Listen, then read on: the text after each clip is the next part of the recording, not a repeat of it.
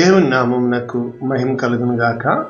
ప్రభునందు ప్రియులారా, మన ప్రభువు రక్షకుడునైన క్రీస్తు యేసు పరిశుద్ధ నామములో మీ అందరికీ శుభములు. సంవత్సరం వెళ్ళిపోతుంది, క్రిస్మస్ కౌంట్ డౌన్ అవుతుంది. మనకి ఈ రోజున దేవుడు నిన్ను ప్రేమించి ఇస్తున్న అద్భుతమైన వాగ్దానము 21 డిసెంబర్ 2024 ఏమంటున్నాడంటే, నేను ఇశ్రాయేలీయులను పరిశుద్ధపరచెదను. ఏమంటున్నాడు? నేను వారిని పరిశుద్ధపరచెదను. ఎలా ఉంటుందంటే, దేవునితోటి అపవిత్రతకి అప్పచెప్పేవాడు దేవుడే, తిరిగి వారిని హక్కున చేర్చుకునేవాడు దేవుడే. నిమిషమాత్రము నేను నిన్ను కోపపడి ద్వేషించి తిని, నిన్ను కొట్టి తిని, కానీ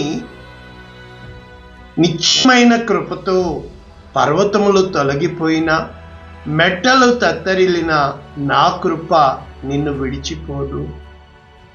అంటే దేవుడు ఎలాంటి మంచివాడు అంటే, ఈరోజు మనము ఒక అద్భుతమైన వాగ్దానము నేర్చుకోబోతున్నాం. ఏమంటున్నాడు? నేను వారిని పరిశుద్ధపరచెదను. చూసారా? యెహెజ్కేలు గ్రంథము 37వ అధ్యాయము 28వ వచనం, పూర్తి వచనము ఈ విధంగా ఉంది. మరియు వారి మధ్య నా పరిశుద్ధ స్థలము నిత్యము ఉండుటను బట్టి యెహోవానైన నేను ఇశ్రాయేలీయులను పరిశుద్ధపరచువాడనని అన్యజనులు తెలిసికొందురు. ఇంగ్లీష్లో చూస్తే new international version, Ezekiel chapter 37 verses 28. Then the nations will know that I, the Lord, make Israel holy when my sanctuary is among them forever. అంటే నా యొక్క పరిశుద్ధ స్థలము వారి మధ్యలో ఉండుటను బట్టి అన్యజనులందరూ, ప్రపంచమంతా తెలుసుకుంటారు నేను ఇశ్రాయేలీయులకు దేవుడనని. ఇది ఈ లేఖనం. ఈ యొక్క 37వ అధ్యాయము ఎండిపోయిన ఎముకల లోయ. ఆల్రెడీ ఈ వాగ్దానము నేను చెప్పి ఉన్నాను. ఎండిపోయిన నీ జీవితమును మూడువారిన జీవితాలను చిగురింపచేయగలవు నీవు. మారానుభవం మధురముగా మార్చగలవు నీవు. కనుక ఆయన ఒక నయోమి నన్ను మారా అనబడింది, అనండి అనింది. మారా జలములు మధురముగా చేయబడి అంటే దేవుడు నీ జీవితము ద్వారా నీవు నీ పరిస్థితులు చూస్తావు, నీ పద్ధతులు చూస్తావు. ఎప్పుడూ కూడా మనిషి లాభాన్ని కోరుకుంటాడు, కానీ దేవుడు మహిమను కోరుకుంటాడు. అంటే నీ జీవితాన్ని దేవుని చేతుల్లో ఉందని, నీ చేతిలో రొట్టెను నేనయ్యా, వీరు యేసయ్యా. యాకోబు తల్లి చాటునే ఉన్నాడు, కానీ దేవుడు దర్శనం ఎలా? యాకోబు ద మూమెంట్ ఈ లెఫ్ట్ ద హోమ్, దారిలోనే దేవుడు దర్శనం ఇచ్చాడు. అమ్మో, ఇది దేవుడు నివసించే స్థలము, ఇది పరలోకపు గవిని. చూసారా? అంటే దేవుడు నీకు దేవుడై ఉన్నాడని, ఆయనకు గుంపుగా దేవుడని, ఆయనకి ఒక వర్గానికి దేవుడని కాదు, వ్యక్తిత్వానికి దేవుడని నిన్ను పిలిచి నిన్ను నిలబెట్టి మహిమ పొందుకోవాలని దేవుడు ఇష్టపడుతున్నాడు. ఈరోజు అద్భుతమైన వాక్యము మనము నేర్చుకోబోతున్నాం. ఇక్కడ వారి మధ్య నా పరిశుద్ధ స్థలము నిత్యము ఉండుటను బట్టి. ఎంత గొప్ప వాక్యము అంటే, యాక్చువల్గా వీరు ఎండిపోయారు, ఎముకలాయలైపోయారు, ఇంకా వీరి ఆశలన్నీ కొట్టుకుపోయినాయి. ఇంకా వీరికి ఎంత మాత్రము కూడా ఎటువంటి హోపు లేని సమయమున అప్పుడు చెప్పుతున్నాడు ఇశ్రాయేలీయులకు. ఏమని చెప్తున్నాడో తెలుసా? ప్రభునందు ప్రియులారా, ఇక వీళ్ళు అంటే ఇశ్రాయేలీయులు అని చెబుతూ ఇక్కడ చెప్పబడుతున్న ఈ యొక్క 37వ అధ్యాయంలో ఆ లేఖన భాగము యొక్క నెరవేర్పు 21వ వచనం నుంచి ప్రభు అయిన యెహోవా సెలవిచ్చినదేమనగా, ఏ అన్యజనులలో ఇశ్రాయేలీయులు చెదరిపోయిరో ఆయా అన్యజనులలో నుండి వారిని రక్షించి, వారు ఎచ్చటెచ్చట ఉన్నారో అచ్చటి నుండి వారిని సమకూర్చి వారి స్వదేశములని తోడుకుని వచ్చి ఇశ్రాయేలీయులను పోగు చేయు వాడని. చూసారా? అంటే చెదరగొట్టువాడు ఆయనే, పోగు చేయువాడు ఆయనే. నువ్వు అనుకుంటావు నీకు కలిగిన ప్రతి స్థితిలో నీవు దేవుణ్ణి వెతుకుతున్నావా, దేవునికి దగ్గరైపోవడానికి ప్రయత్నిస్తున్నావా? ఆ ప్రయత్నంలో ఎన్ని వస్తాయి తెలుసా? నేను చెప్పలేకపోతున్నాను మీకు. ఆయన నీ హృదయాన్ని చూస్తూ ఉంటాడు. నేనున్నాను, నా సాక్ష్యం ఉంది.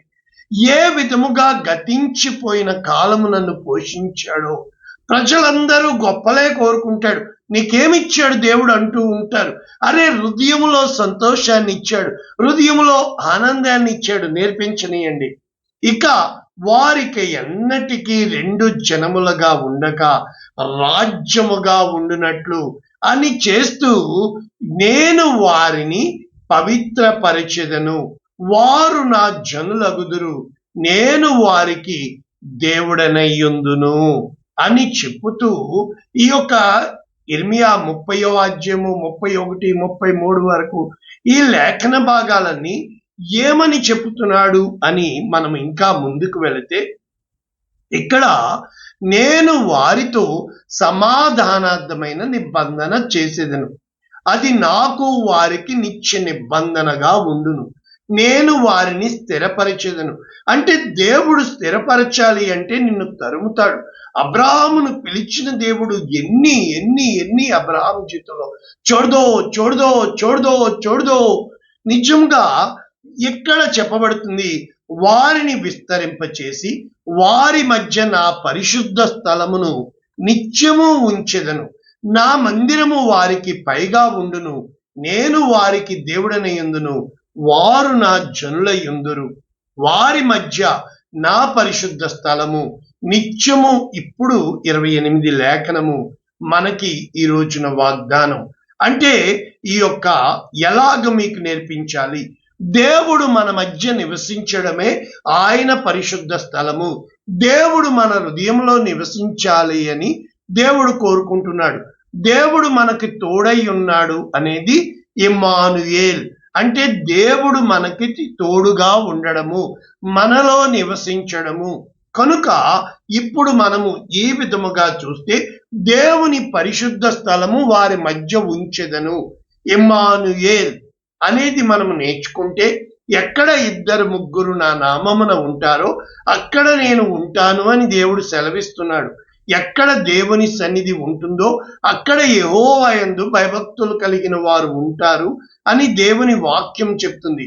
కనుక మనము క్రిస్మస్ సందేశం నేర్చుకుంటున్నాము కనుక మత్తయి సువార్త 1వ అధ్యాయం 18వ వచనం, యేసుక్రీస్తు జనన విధం ఎట్లనగా, ఆయన తల్లి అయిన మరియా యోసేపునకు ప్రదానము చేయబడిన తరువాత వారు ఏకము కాకమునకు ఆమె వలన పరిశుద్ధాత్మ వలన, అంటే ఆమె పరిశుద్ధాత్మ వలన గర్భవతిగా ఉండెను. ఇప్పుడు దేవుని సన్నిధి నివసించడానికి అపవిత్రమైన మరియా గర్భములో పవిత్రుడైన పరిశుద్ధుడు పాప సహితములోంచి పాపరహితుడు వచ్చిన మరియా నీకులాగు నాకులాగా కన్యక, ఒక హ్యూమన్ బీయింగ్. మరి ఆమె గర్భములో, అంటే ఇప్పుడు మరియా యేసు ప్రభువును మోసిందా? యేసు ప్రభువు. ఎంత గొప్ప వాక్యము కదా!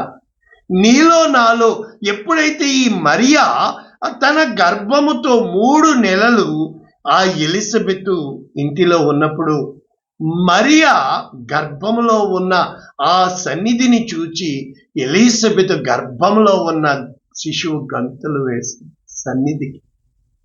మరి నువ్వు ఎవరిని మోసుకొని వెళ్తున్నావు? ఆ రోజున ఆలోచించావా? ఆమె భర్త అయిన యోసేపు నీతిమంతుడై ఉండి ఆమెను రహస్యముగా విడనాడనించినప్పుడు దేవుని దూత ప్రత్యక్షమై, దావీదు కుమారుడు అయిన యోసేపు, నీ భార్య అయిన మరియను చేర్చుకొనుటకు చూసావా, ఎంత మాత్రము సందేహపడకు, తన ప్రజలను వారి పాపముల నుండి ఆయనే రక్షించును గనుక ఆయనకు యేసు అను పేరు పెట్టుదుము అని చెబుతూ ఇక్కడ లేఖనము చెప్పబడుతుంది.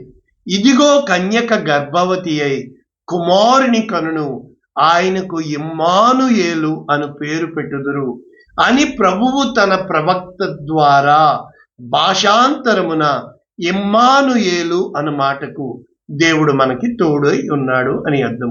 ఈ లేఖనము ఎక్కడ? యెషయా గ్రంథము 7:14. అంటే ఇప్పుడు ఎంతమంది ఇమ్మానుయేలును మనం చూసాము? 1, కన్యక గర్భవతియే మన యేసుక్రీస్తు ప్రభుల వారు ఇమ్మానుయేలు. లేఖనము యెషయా గ్రంథము 7:14, అక్కడ ఇమ్మానుయేలు. ఇప్పుడు మొట్టమొదటి ఇమ్మానుయేలు ఎక్కడ? ఆదికాండము 3వ అధ్యాయము 8వ వచనం. చల్లపూట ఆదాము అతని భార్య తోటలో సంచరించుచున్న దేవుడైన యెహోవా స్వరము విని ఆయన ఏదెను తోటలో ఉన్నాడు, తన బిడ్డల యొద్దకు వచ్చాడు. అయితే వారు పాపము చేసి దాక్కున్నారు. ఏదెను తోటలోంచి వారిని వెళ్ళగొట్టాడు.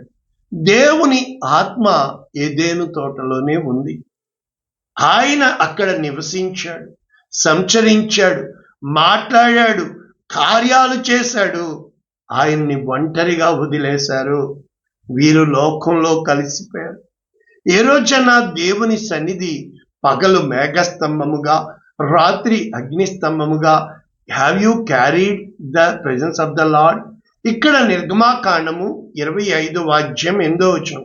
ఇప్పుడుకి 4 చూసాం. ఇప్పుడు ఇక్కడ చూడబడుతుంది, నేను వారిలో నివసించున్నట్లు వారు నాకు పరిశుద్ధ స్థలమును నిర్మింపవలెను అని చెప్పుతూ, చూసారా, వారి మధ్య నివసించినట్లు ఇన్నాళ్ళకి కోరుకుంటున్నాడండి దేవుడు. మళ్ళా అప్పటి వరకు బలిపీఠాలు కట్టారండి. ఇప్పుడు పరిశుద్ధ స్థలమును, make me a sanctuary for me. చూసారా, ప్రత్యక్ష గుడారం నీకు కనపరచు విధముగా. మరి ఈ రోజున దేవుని మందిరమును కట్టడానికి నీవు సిద్ధపడ్డావా? ఇక్కడ రాజులు 1 గ్రంథము 8వ అధ్యాయము 10వ వచనం. ఇక్కడ సొలొమోను మందిరము కట్టించిన తర్వాత యాజకులు పరిశుద్ధ స్థలములో నుండి బయటకు వచ్చినప్పుడు మేఘము యెహోవా మందిరము నింపెను. చూసారా, అంటే అప్పటి వరకు అది మందిరం మాత్రమే. ఎప్పుడైతే యాజకులు అక్కడ ప్రార్థనలు చేశారో మేఘము మందిరమును నింపింది. మరి మందిరము దగ్గరికి వెళ్ళాలి కదా. ఏ విధముగా ఈ మందిరము కట్టాడు? మరి దావీదు ఏమి జరిగింది? దినవృత్తాంతములు 1 గ్రంథము 17వ అధ్యాయంలో, నేను దేవదారు మ్రానుల ప్యాలెస్ లో ఉంటుండగా దేవుని పరిశుద్ధ మందసము గుడారంలో ఉంది. ఏ రోజన్నా దేవుని కోసం ఆలోచించావా? నువ్వెక్కడ ఉన్నా దేవుని సన్నిధి నీతో ఉండాలని ఇష్టపడుతున్నాడే. అప్పుడు మందిరం కడతానంటే కట్టమంటాడు. కానీ నాతానుకి దేవుడు ఏం చెప్తున్నాడో తెలుసా? పోయి దావీదుతో ఇలాగు చెప్పుము, నా నివాసమునకై ఒక ఆలయము కట్టించుట నీ చేత కాదు. ఇశ్రాయేలును నా ప్రజలను రప్పించిన నాటి నుండి నేటి వరకు నేను ఒక ఇంటిలో నివాసము చేయక ఒకానొక గుడారములోను ఒకానొక డేరాలోను నివాసము చేసి తిని. చూసారా, దేవుడు నివసించాడు. మరి నువ్వు ఈ రోజున ఏ విధంగా ఆలోచిస్తున్నావు? నీ హృదయములో ఆయన నివసించాలి అంటే, నీవు ఉంటున్న స్థలములో ఆయన నివసించాలి అంటే, ఇదిగో నేను ఇశ్రాయేలీయులందరి మధ్య సంచరించిన కాలమంతయు నా కొరకు దేవదారు మ్రానుతో ఆలయము కట్టకుంటిరేమని నేను అడిగానా? కానీ నేనేం చెప్పాను? ఒక్కటైనా అడిగానా? నా సేవకుడైన దావీదువైన నిన్ను నా జల్లైన ఇశ్రాయేలు మీద అధిపతివై ఉండునట్లు గొర్రెల వెంబడి తిరుగుచున్న నిన్ను గొర్రెల దొడ్డిలో నుండి తీసే. గొర్రెల దొడ్డిలో నుండి తీసే. నన్ను తీశాడండి. సేవ చేయడానికి కోటి రాలా. ఏ రోజన్నా దేవుడు నిన్ను ఎక్కడి నుంచి తీస్తున్నాడు, ఎక్కడ పెట్టాలని ఇష్టపడుతున్నాడు, ఆయనకి వెల చెల్లించాలి, నీలో నశించిపోతున్న వారి పట్ల కన్నీరుందా? ఇంకా ఆత్మతో నింపు. అయ్యో, వీరికి ఎలా జవాబు చెప్తే వారు దేవా నిన్ను వెతుకుతారయ్యా. రెచ్చగొట్టడానికి క్షణం చాలండి. ఏ రోజైనా కంటికి కన్ను, పంటికి పన్ను, దెబ్బకి దెబ్బ. మరి యేసు ప్రభు ఎందుకు వచ్చాడు? ఇప్పుడు మనము మళ్ళా సొలొమోను దగ్గరికి వెళ్తే, ఎప్పుడైతే తేజోమహిమ నింపబడిందో ఆ యొక్క హేతువు చేత యాజకులు నిలవలేక బయటికి వెళ్ళిపోయారు. అప్పుడు సొలొమోను దానిని చూచి, గాఢాంధకారమందు నివాసము చేయుదనని యెహోవా సెలవిచ్చి ఉన్నాడు. నీవు నివాసము చేయుటకు నేను మందిరము కట్టించి ఉన్నాను. సదాకాలము అందులో నీవు నివసించుటకై నేను ఒక స్థలము ఏర్పరిచి ఉన్నాను అని చెప్పి ప్రజలని దీవించి ఇప్పుడు చెప్తున్నాడండి, నా తండ్రి అయిన దావీదునకు మాట ఇచ్చి దాని నెరవేర్చిన ఇశ్రాయేలుల దేవుడైన యెహోవా స్తోత్రము కలిగి ఉండునుగాక అని చెప్పుతూ, ఐగుప్తీయులో నుండి నా జనులకు ఇశ్రాయేలులను రప్పించిన నాట నుండి నా నామము దాని యందుండునట్లుగా ఇశ్రాయేలుల గోత్రస్థానంలో ఏ పట్టణమునైనను మందిరమునైనను కట్టించుటకు నేను కోరలేదు. కానీ దేవుడు తన కొరకు కోరుకోడు తెలుసా? నిన్ను కోరుకుంటున్నాడు. నిన్ను నిలబెట్టాలని, నా జనుల మీద దావీదును ఉంచుటకు నేను కోరి ఉన్నాను. చూసారా? కనుక నా తండ్రి అయిన దావీదుకు మనస్సు పుట్టగా మందిరము కట్టించవలనని నీవు కట్టకూడదు, కానీ నీలో నుండి నేను కుమారుణ్ణి తీస్తాను, అతడు నా నామ ఘనత కొరకు మందిరము కట్టించును. కనుక ప్రభునందు ప్రియులరా, ఇక్కడ ఇంకొక మంచి మాట చెప్తున్నాడు. దినవృత్తాంతములు 2వ గ్రంథము 6వ అధ్యాయము 18వ వచనం సొలొమోను చెప్తున్నాడు, మనుష్యులతో కలిసి దేవుడు భూమి యందు నివాసము చేయనా? ఆకాశము మహాకాశము నిన్ను పట్టజాలవే. నేను కట్టిన ఈ మందిరము నిన్ను పట్టునా? కనుక దేవుని నివాసము కొరకు ఏ రోజన్నా నీవు ఆలోచించావా? ఇందాక చెప్పానే జకర్యా 2:10, సియోను నివాసులారా, నేను వచ్చి మీ మధ్య నివాసము చేసేదను, సంతోషముగా ఉండి పాటలు పాడి. ఎప్పుడైతే దేవుణ్ణి స్తుతిస్తావో, ఆరాధిస్తావో, ప్రార్థన చేస్తే నీ ప్రార్థన దేవుడు వింటాడు. కానీ ఆరాధిస్తే ఆయన దిగి వస్తాడు. ఆయన దిగి వస్తాడు. నేను ఆరాధిస్తే ఆయన దిగి వస్తాడు. ఎప్పుడైతే నువ్వు అది గమనిస్తావో, ఇక్కడ మరి ఇంకా ఇమ్మానుయేలు ఎవరు? యోహాను సువార్త 14వ అధ్యాయం 16వ వచనం, నేను తండ్రిని వేడుకుందును, మీ యొద్ద ఎల్లప్పుడూ ఉండుటకై ఆయన ఎల్లప్పుడూ ఉండుటకై. చూసారా? ఆయన వేరొక ఆదరణకర్తను, అనగా సత్య స్వరూపియగు ఆత్మను మీకు అనుగ్రహించును. లోకము ఆయనను చూడదు. అదే కదా బాధ. నిజంగా లోకం ఎప్పుడు గొప్పలు చూస్తుంది, లోకం ఎప్పుడు రెడ్ కార్పెట్లు చూస్తుంది, చికెన్ బిర్యానీలు చూస్తుంది. విరిగి నలిగిన ఆత్మతోను, విరిగి నలిగిన హృదయాలు ఆయనకి ఇష్టమైన బలియాగాలు. ఏ రోజన్నా ఎక్కడ చెప్పబడుతుంది? ఆయనను ఎరుగదు కనుక ఆయనను పొందనేరదు, ఆయనను చూడదు, ఆయనను ఎరుగదు కనుక పొందుకోలేదు. మరి పరిశుద్ధాత్మ దేవుడు, మీరు ఆయనను ఎరుగుదురు, ఆయన మీతో కూడా నివసించును, మీలో ఉండును, నేను మిమ్మను అనాథలుగా. చూసారా? మనతో పాటు నిత్యము నివసించుటకు తండ్రిని వేడుకుంటాను. పరిశుద్ధాత్మ ఎవరు తెలుసా? యేసుక్రీస్తు ఆత్మ. అపోస్తల కార్యములు 2వ అధ్యాయం 1వ వచనం, పెంతెకోస్తు అను పండుగ దినము వచ్చినప్పుడు అగ్ని జ్వాలల వంటి ఆ యొక్క అందరిలో నింపగా ఏ రోజన్నా పరిశుద్ధాత్మ దేవుడు నీలో నివాసము చేస్తున్నాడా? అయితే నీ మాటలు మారిపోతాయి, నీ ఆలోచనలు మారిపోతాయి. తుచ్చమైన శరీరం కోసము, తుచ్చమైన ఏ విధంగా మోషే చెప్తాడో ఆ యొక్క ఐగుప్తు భోగభాగ్యముల కంటే క్రీస్తును గూర్చిన నింద గొప్ప భాగ్యమని ఎంచుకొని, మరి ఈ లోకంలో బ్రతకడానికి డబ్బు కావాలి కదా, కావాలి. కానీ కొన్ని తీర్పులు చెప్పలేము తెలుసా? సమస్తము సమకూరుస్తాడు దేవుడు. నిన్ను ఒట్టి చేతులతో విడిచిపెట్టడు.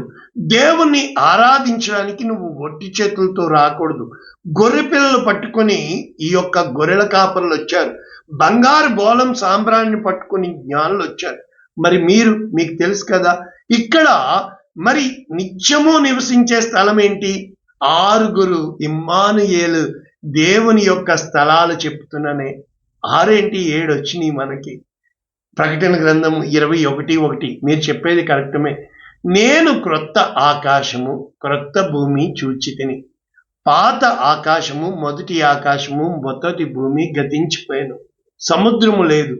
నేను నూతనమైన యెరూషలేము అను పరిశుద్ధ పట్టణము తన భర్త కొరకు అలంకరింపబడిన పెండ్లి కుమార్తె. చూసారా? అప్పుడు ఇదిగో దేవుని నివాసము మనుష్యులతో కూడా ఉన్నది. ఏదేను తోట నుంచి వెళ్ళగట్టిన దేవుడే ఆయన నీతో నివసించాలని, నీతో ఉండాలని ఇష్టపడుతున్నాడే. ఆయన వారితో కాపురముండును, వారు ఆయన ప్రజలయుందురు. దేవుడు తానే వారు దేవుడయుండును, ఆయన వారికి తోడయ్యుండును. కనుక ప్రతి కన్నుల బాష్ప బిందువు తుడిచివేను. మరణము ఇక ఉండదు. దుఃఖమైన, ఏడ్పైన, వేదనైన ఉండదు.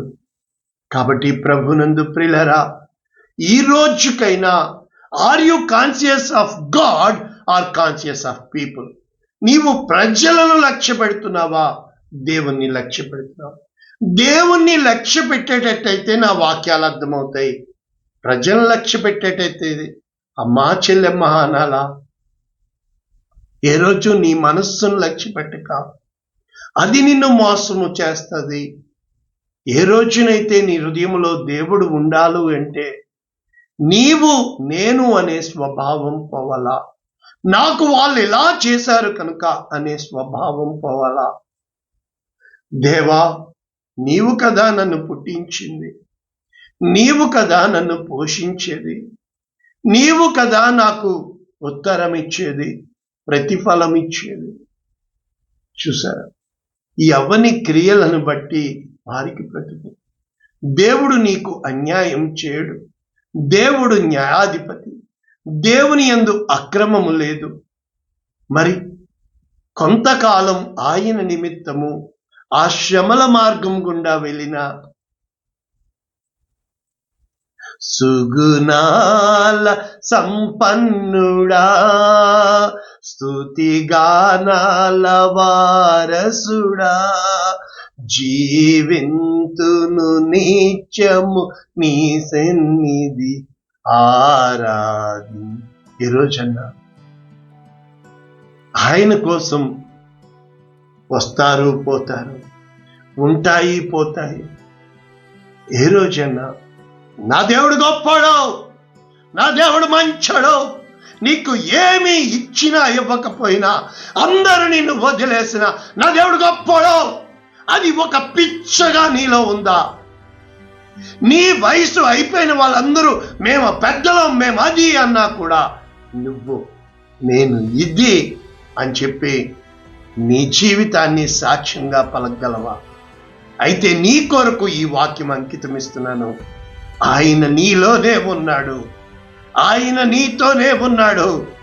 నిన్ను గొప్ప వెలుగుగానే చేస్తాడు తప్ప, పైవాడిగానే ఉంచుతాడు తప్ప, దేవుని నమ్మిన ఏ ఒక్కడు చెడిపోవడం నేను చూడలా.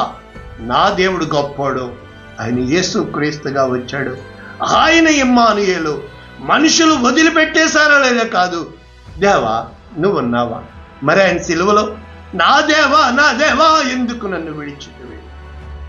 ఏ రోజన్నా ఆలోచించండి. ఆయన నీతోనే ఉన్నాడు, ఆయన నీలోనే ఉన్నాడు. పరిశుద్ధుడా, ప్రేమ కలిగించండి. విత్తబడిన వాక్యమును నిండార్లుగా దీవిస్తూ ఆశీర్వాదమునకు కారకుడువు నీవు. నీ అందు అన్యాయము లేదు. కొంతకాలం నువ్వు మమ్మల్ని ఆ మార్గం గుండా నడిపిస్తావు. ఖచ్చితంగా నువ్వు జవాబిస్తావని యేసునామమున దీవిస్తున్నాము తండ్రి. ఆమేన్. God bless you all. దేవుడు మిమ్మల్ని దీవించుగాక. ఆమేన్. Happy Christmas.